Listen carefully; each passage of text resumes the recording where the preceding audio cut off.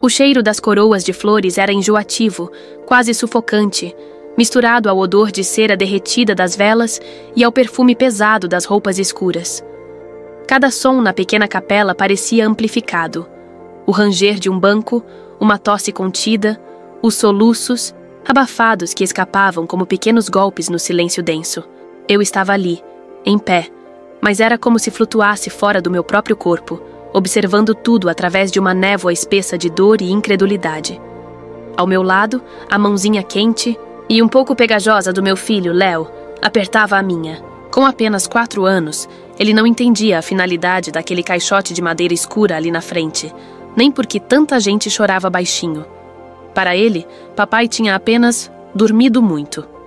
André, meu André, ainda ontem, seu riso preenchia nossa casa, sua energia, sua vitalidade. Como podia um homem tão cheio de vida simplesmente apagar? Os médicos disseram que foi um mal súbito, fulminante. Uma palavra fria, clínica, que não fazia sentido algum diante da imensidão da minha perda. Meu mundo tinha desabado, e tudo o que restava era aquele vazio gelado no peito e a responsabilidade de guiar nosso pequeno Léo por essa tempestade que nem eu mesma compreendia. Eu tentava me concentrar nas palavras do padre, buscar algum consolo naquela liturgia familiar, mas minha mente era um turbilhão. Lembranças se misturavam à dor aguda, imagens dele sorrindo, me abraçando, brincando com Léo no tapete da sala, e então a imagem fria e imóvel dentro daquele caixão. Um nó subia pela minha garganta, ameaçando me sufocar. Foi quando a vozinha de Léo cortou o ar pesado, não com choro, mas com uma clareza que me gelou a espinha. Ele soltou minha mão e deu um passinho hesitante em direção ao caixão, os olhinhos arregalados fixos na madeira polida. "Mamãe?" Ele chamou, e eu me virei, esperando uma pergunta sobre quando iríamos para casa. Mas o que ele disse em seguida fez meu coração tropeçar. "O papai tá com frio." Um arrepio percorreu meu corpo apesar do calor abafado. Olhei ao redor, constrangida, esperando que ninguém tivesse ouvido. Ajoelhei-me ao lado dele, forçando um sorriso gentil que não alcançava meus olhos. "Não, meu amor", sussurrei, a voz embargada. "Papai está descansando agora. Ele está num lugar quentinho com os anjos." Eram palavras vazias, que nem eu acreditava, mas o que mais eu poderia dizer a uma criança? Léo franziu a testa, balançando a cabeça com aquela teimosia infantil, que eu conhecia tão bem. Ele apontou um dedo mindinho para o caixão. "Não, mamãe. Ele tá com frio. Ele quer sair daí." Meu sangue pareceu congelar nas veias. Sair? O que ele estava dizendo? Olhei para o rosto inocente do meu filho, buscando qualquer sinal de confusão, de fantasia. Mas seus olhos estavam sérios, fixos, como se ele estivesse realmente vendo ou ouvindo algo que mais ninguém ali conseguia. Aquele comentário, tão direto, tão inesperado, plantou a primeira semente de um pavor desconhecido em meio ao meu luto avassalador. Ali, no dia mais escuro da minha vida, a voz inocente do meu filho soou não como consolo, mas como um alarme perturbador. Um silêncio estranho caiu sobre as pessoas mais próximas. Ouvi um pigarro nervoso vindo de trás, alguém se mexendo desconfortavelmente no banco. Vi minha tia, com os olhos vermelhos de chorar, lançar um olhar rápido e assustado na direção de Léo, antes de desviar o rosto, como se tivesse visto algo proibido. Ninguém disse nada em voz alta, mas a atmosfera, que já era pesada, pareceu ficar rarefeita, carregada de uma tensão nova, quase palpável. Eu queria puxar Léo para perto, repreendê-lo baixinho, dizer que aquilo não se falava, mas algo na firmeza da sua voz, na convicção daqueles olhinhos fixos no caixão, me paralisou. Era só uma criança abalada, repetia para mim mesma. Era a dor falando, a confusão. Mas por que aquilo soava tão real? Foi nesse momento que senti uma mão no meu ombro. Virei-me e dei de cara com Carlos, irmão do André. Ele tinha aquele ar de quem está tentando muito parecer solidário, mas seus olhos se moviam rápido demais, avaliando o ambiente, e seu aperto no meu ombro era mais firme do que reconfortante. "Mariana, querida", ele disse, a voz um pouco alta demais para o ambiente. "Não liga para isso. Criança tem cada imaginação, né? Ainda mais num momento desses. Ele está confuso, coitadinho." Ele afagou a cabeça de Léo, mas o gesto pareceu mecânico, apressado. Léo, no entanto, não se deixou distrair.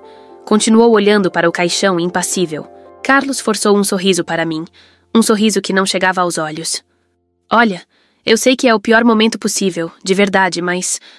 assim que essa cerimônia acabar, precisamos conversar rapidinho. Sabe como é? O André deixou umas pendências na empresa, umas contas. Seria bom agilizar a papelada da casa também para evitar dor de cabeça mais pra frente. O quê? Papelada? Contas? Ali? Agora? O corpo do meu marido ainda estava ali, na nossa frente, e Carlos já estava falando de burocracia, de dinheiro. Senti uma pontada de irritação subir por baixo da névoa do luto.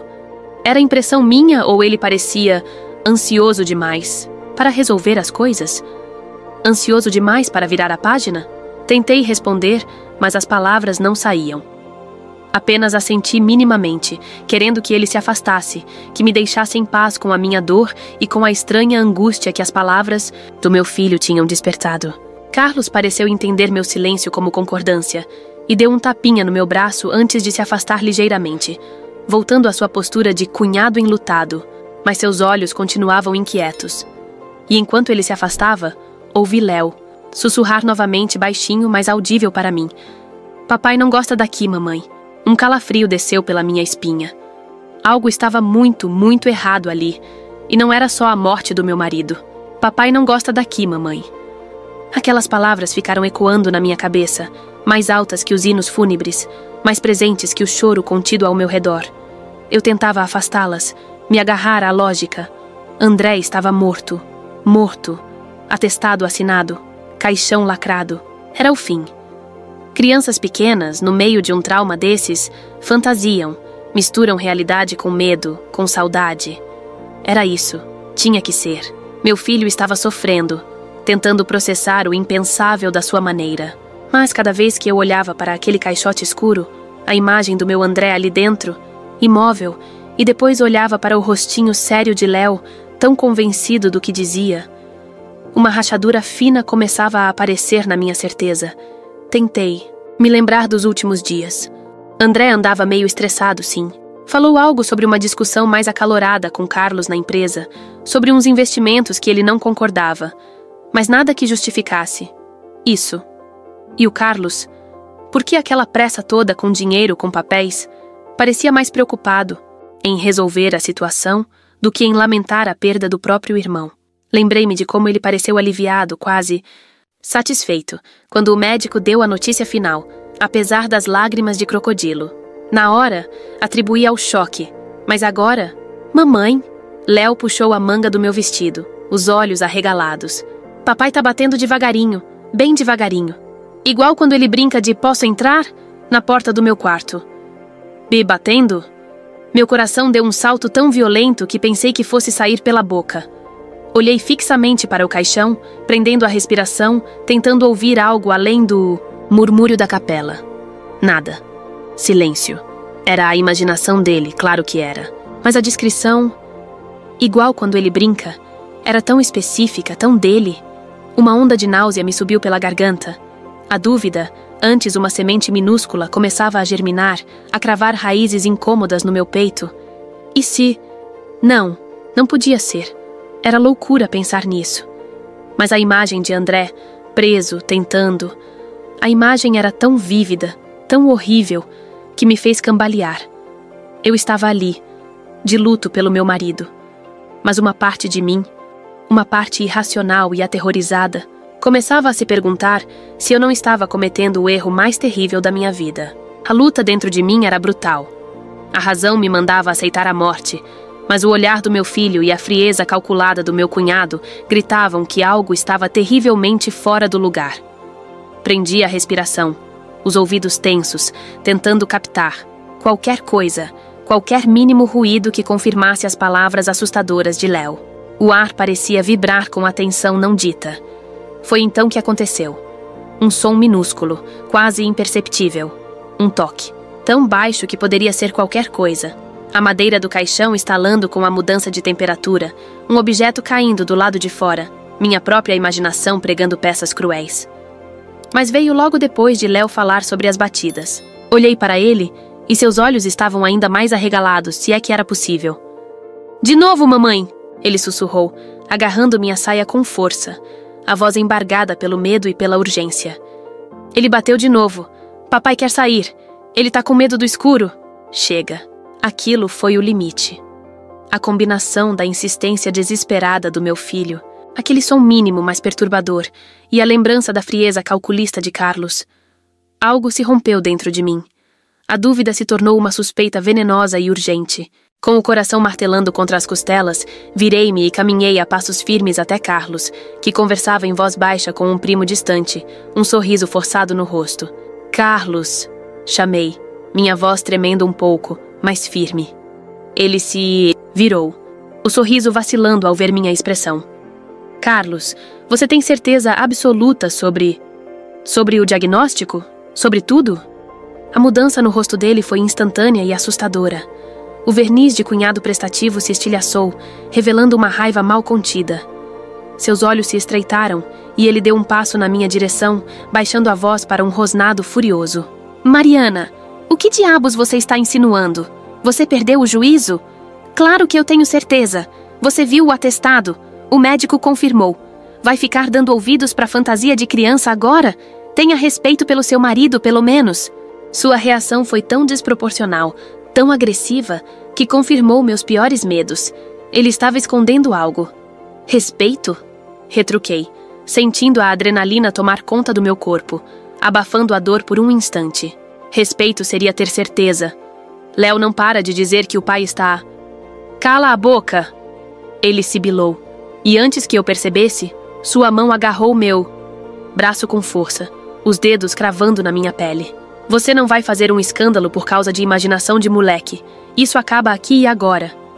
O aperto doeu, mas o choque maior foi a sua violência ali, na frente de todos. Ouvi um arquejo coletivo atrás de mim. As pessoas que antes apenas cochichavam, agora nos olhavam abertamente, o desconforto se transformando em alarme. A tensão na capela explodiu. Ninguém mais estava pensando nos hinos ou nas preces. Todos os olhos estavam fixos em nós dois, na minha expressão de choque e dor, e no rosto vermelho e descontrolado de Carlos, que finalmente deixava sua máscara cair. A dúvida não era mais só minha. Ela pairava no ar, densa e ameaçadora. O grito de Carlos e seu aperto no meu braço foram a gota d'água. Um tio meu, mais afastado, mas com um senso de justiça forte, avançou e puxou a mão de Carlos com força. Larga ela, Carlos! Que loucura é essa? A capela inteira estava em polvorosa. Murmúrios viraram exclamações. O choque tomou conta dos rostos. Ninguém mais fingia não notar. A agressão de Carlos tinha quebrado qualquer barreira de decoro. Fúnebre. Liberta, esfregando o braço dolorido, senti uma clareza gelada tomar conta de mim. Não importava mais o que os outros pensavam, não importava a lógica ou a probabilidade. Eu precisava saber. Olhei para o caixão, depois para o rosto pálido e assustado do meu filho, e tomei a decisão que mudaria tudo. Abram. Minha voz saiu mais forte do que eu esperava, cortando o burburinho. Nós vamos abrir o caixão. Agora. Você enlouqueceu, Mariana?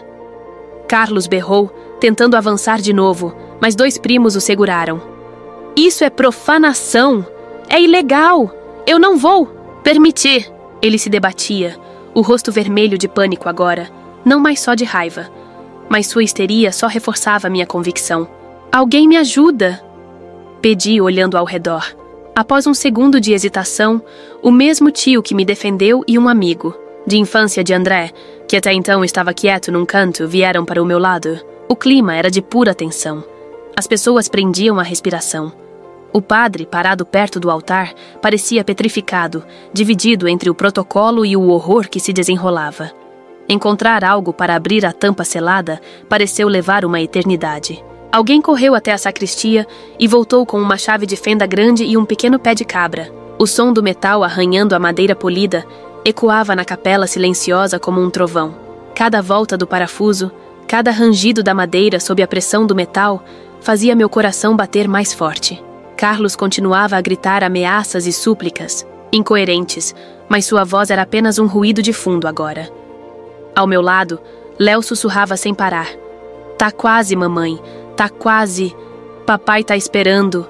Finalmente, com um estalo seco, a tampa cedeu. Meu tio e o amigo de André se entreolharam. Respiraram fundo e, juntos, levantaram a pesada peça de madeira. O grito que saiu da minha garganta não foi só meu. Foi um som coletivo de horror e choque que reverberou pelas paredes de pedra. Lá dentro, pálido como cera, os lábios secos e rachados, mas inegavelmente respirando, estava André. Seus olhos se agitaram sob as pálpebras, como se lutasse para abri-los. Uma de suas mãos se contraiu levemente, os dedos tremendo contra o forro de cetim. Ele estava vivo. Meu Deus, ele estava vivo. Caí de joelhos ao lado do caixão, as lágrimas jorrando sem controle. Mas agora eram lágrimas de um tipo diferente, um misto indescritível de pavor pelo que quase aconteceu, e um alívio tão avassalador que me deixou sem ar. André! André! Sou eu! Chamei, a voz embargada tocando seu rosto frio com as mãos trêmulas. Léo se espremeu ao meu lado, as mãozinhas agarrando a borda do caixão. Papai, papai, a gente tá aqui! O caos se instalou. Pessoas gritavam, algumas corriam para fora da capela em pânico, outras choravam abertamente.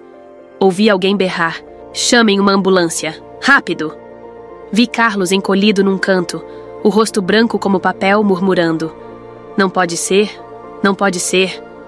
A verdade chocante estava ali, desenterrada diante de todos. Meu marido, dado como morto, tinha sido enterrado vivo, e foi a voz insistente do nosso filho que o salvou da escuridão eterna. O som das sirenes se aproximando foi a trilha sonora daquele caos surreal. Enquanto alguns parentes e amigos tentavam desesperadamente prestar os primeiros socorros a André, cobrindo-o com casacos e tentando umedecer seus lábios com a água que alguém finalmente trouxe, outros mantinham Carlos, acuado num canto, o rosto dele uma máscara de puro terror e culpa exposta. A polícia e os paramédicos entraram na capela como um furacão.